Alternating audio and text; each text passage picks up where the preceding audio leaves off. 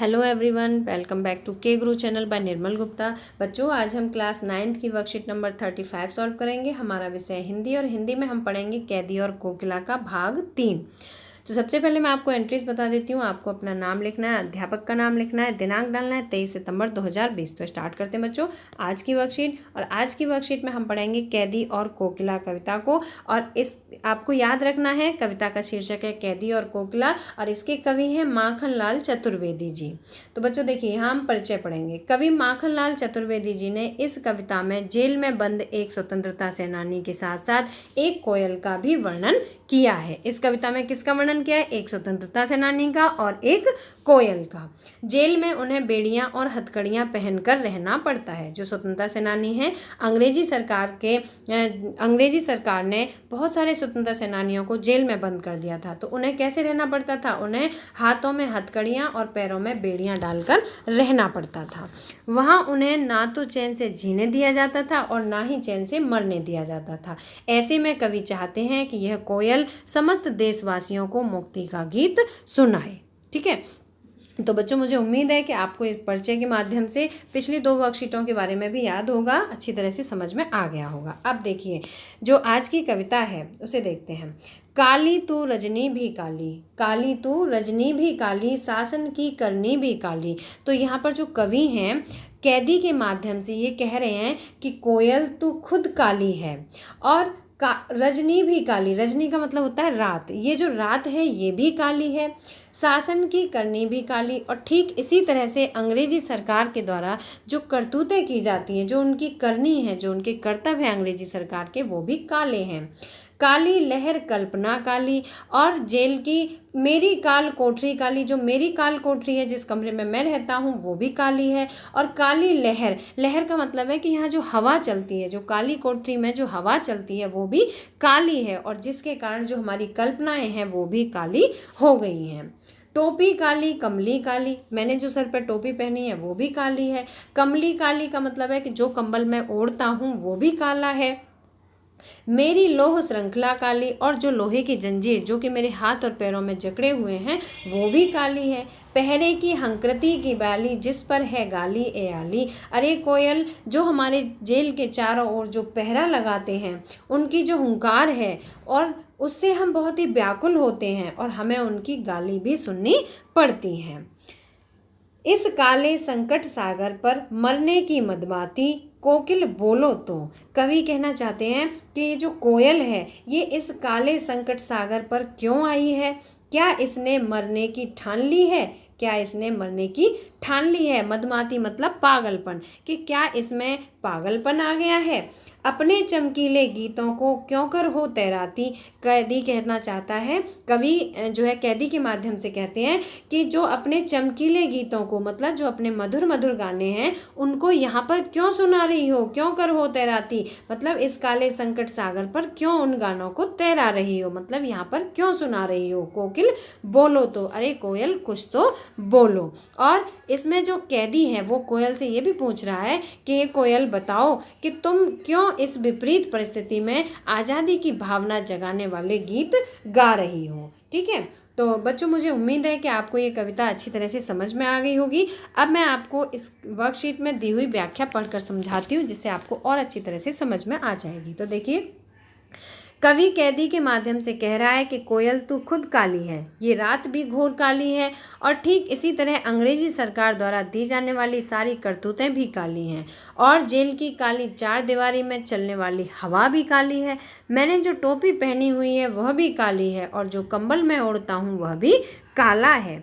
मैंने जो लोहे की जंजीरें पहन रखी हैं वह भी काली हैं। इसी वजह से हमारे अंदर आने वाली कल्पनाएं भी काली हो गई हैं। इतनी यातनाओं को सहन करने के बाद हमारे ऊपर दिन भर नज़र रखने वाले पहरेदारों की हुंकार और गाली भी सुननी पड़ती है, जो किसी काले सांप की भांति हमें डसने को दौड़ती हैं। कवि यह नहीं समझ पा रहा है कि कोयल स्वतंत्र होने के बाद भी इस अंधेरी आधी रात में कारागार के ऊपर मंडराकर अपने मधुर आवाज में गीत क्यों गा रही है। क्या वह इस संकट में खुद को इसलिए ले आई है कि उसने मरने की ठान ली है? इसका कोई लाभ होने वाला नहीं है। इसलिए कैदी कोयल से पूछ रहा है कि हे कोयल, बताओ तुम क्यों इस विपरीत परिस्थिति में आज़ादी की भावना जगाने वाले गीत गा रही हो। तो बच्चों, मुझे उम्मीद है कि आपको आज की कविता और कविता की व्याख्या अच्छी तरह से समझ में आ गई होगी। अब देखिए, कविता का यहाँ पर भावार्थ भी दिया हुआ है। कवि माखनलाल चतुर्वेदी जी ने इन पंक्तियों में अंग्रेजी शासनकाल के दौरान जेलों में स्वतंत्रता सेनानियों के साथ हो रहे घोर अत्याचारों का वर्णन किया है। जेलों में जो स्वतंत्रता सेनानियों को डाल दिया गया था, तो उनके साथ जो अत्याचार किए जा रहे हैं, उन अत्याचारों का इस कविता में वर्णन किया गया है। काले रंग को हमारे समाज में फैले दुख और अशांति का प्रतीक माना गया है। बच्चों, हमारे समाज में काला रंग क्यों माना जाता है? काले रंग को दुख और अशांति का प्रतीक माना जाता है। ठीक है, इसलिए कवि ने यहाँ हर चीज़ को काला बताया है, क्योंकि जो स्वतंत्रता सेनानी हैं, जो जेल में पड़े हैं, वो बहुत दुख और बहुत ही यातनाएं झेल रहे हैं, बहुत परेशान हैं। इसलिए उनकी जो भावनाएं हैं, कल्पनाएं हैं, वो भी काली हो गई हैं। उनका जो हवा चल रही है उन्हें वो भी काली नज़र आती है। रात तो काली है ही, और इसके अलावा उन्हें सब कुछ काला ही काला नज़र आ रहा है। वो बहुत दुखी हैं और बहुत ही परेशान हैं। तो देखिए बच्चों, कविता के आधार पर बताइए कि कवि की सारी कल्पनाएं काली हो गई हैं, ऐसा क्यों हुआ है? तो जो कवि की कल्पनाएं हैं वो काली क्यों हो गई हैं? पहला प्रश्न है, प्रश्न का उत्तर मैं आपको लिखित रूप में दिखाती हूँ। कवि की सारी कल्पनाएं काली हो गई हैं, ऐसा इसलिए हुआ है क्योंकि काले रंग को हमारे समाज में दुख व अशांति का प्रतीक माना जाता है। इसलिए कवि ने जेल की हर चीज़ को काला बताया है तथा अपनी कल्पनाओं को भी काला बताया है। काले रंग के माध्यम से कवि जेल में हो रहे अत्याचारों का दुख दिखाना चाहते हैं। इसलिए कवि की जो कल्पनाएं हैं वो भी काली हो गई हैं, क्योंकि जेल में जो रह रहे हैं, तो जेल में उन्हें बहुत दुखों का सामना करना पड़ रहा है, और उन दुखों की वजह से उनकी जो विचार हैं, जो भावनाएं, जो कल्पनाएं हैं, वो भी काली हो गई हैं। ठीक है, तो जो काला रंग है उसके माध्यम से कवि क्या चाहता है कि जो जेल में रह रहे स्वतंत्रता सेनानी हैं, उनका जो दुख है उसको वो दिखाना चाहता है।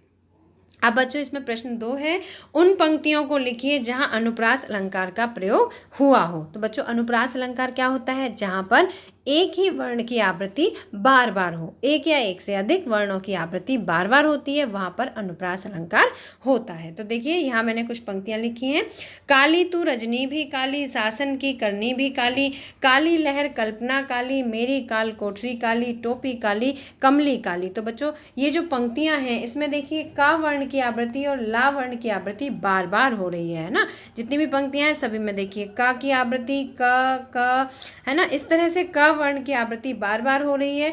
इसी तरह से ल वर्ण की भी आवृत्ति बार बार हो रही है ना। तो जहाँ पर एक वर्ण की या एक से अधिक वर्णों की आवृत्ति बार बार होती है, वहाँ पर कौन सा अलंकार होता है? अनुप्रास अलंकार होता है। जैसे अब हम इसमें ला वर्ण मान के चलें, तो देखिए ला है ना, फिर दोबारा ला का प्रयोग किया है, और इसके बाद फिर से ला है, तो कितने सारे ला वर्ण का प्रयोग यहाँ पर किया गया। मीन्स ला की आवृत्ति बार बार हुई है, इसलिए यहाँ पर कौन सा अलंकार है? अनुप्रास अलंकार है। ला के अलावा क वर्ण का भी प्रयोग बार बार हुआ है, तो यहाँ पर कौन सा अलंकार है? अनुप्रास अलंकार है। तो बच्चों, ये जितनी भी पंक्तियां हैं, इन सभी में अनुप्रास अलंकार का प्रयोग किया गया है। अब प्रश्न नंबर 3 है, इन पंक्तियों में काला रंग किसका प्रतीक है? ये जो पंक्तियां हैं, इनमें काला रंग किसका प्रतीक है? तो देखिए, काला रंग समाज में फैले दुख, अशांति व अंग्रेजी सरकार द्वारा सेनानियों को दी जाने वाली यातनाओं का प्रतीक है। जो काला रंग है वो किसका प्रतीक है? दुख, अशांति ना, और अंग्रेजी सरकार जो कष्ट दे रही है भारतीय सेनानियों को, और जो यातनाएं झेल रहे हैं, उन सभी यातनाओं का प्रतीक है काला रंग। अब प्रश्न नंबर 4 है, कवि जेल में अन्य पक्षियों की आवाज़ भी सुनता होगा, लेकिन उन्होंने कोयल की ही बात क्यों की है? उन्होंने और भी पक्षियों की आवाज़ सुनी होगी, लेकिन कोयल की ही बात क्यों की है? तो देखिए, कवि जेल में अन्य पक्षियों की भी आवाज़ सुनता होगा, लेकिन उन्होंने कोयल की बात इसलिए की है क्योंकि कोयल मीठे स्वर में गीत सुनाती है। कवि चाहते हैं कि कोयल सभी देशवासियों को मुक्ति का गीत सुनाए। ठीक है, कवि क्या चाहते हैं कि जो कोयल है वो सभी देशवासियों को मुक्ति का गीत सुनाए। तो बच्चों, मुझे उम्मीद है कि आपको आज की वर्कशीट और सभी प्रश्नोत्तर अच्छी तरह से समझ में आ गए होंगे। अगर आपको वीडियो पसंद आए तो लाइक करना, और अगर अभी तक आपने हमारे चैनल को सब्सक्राइब नहीं किया तो सब्सक्राइब जरूर करना, और अपने फ्रेंड्स के साथ शेयर करना। मिलते हैं फिर इसी तरह की नेक्स्ट एजुकेशनल वीडियो में। Till then, bye bye, good luck to all of you.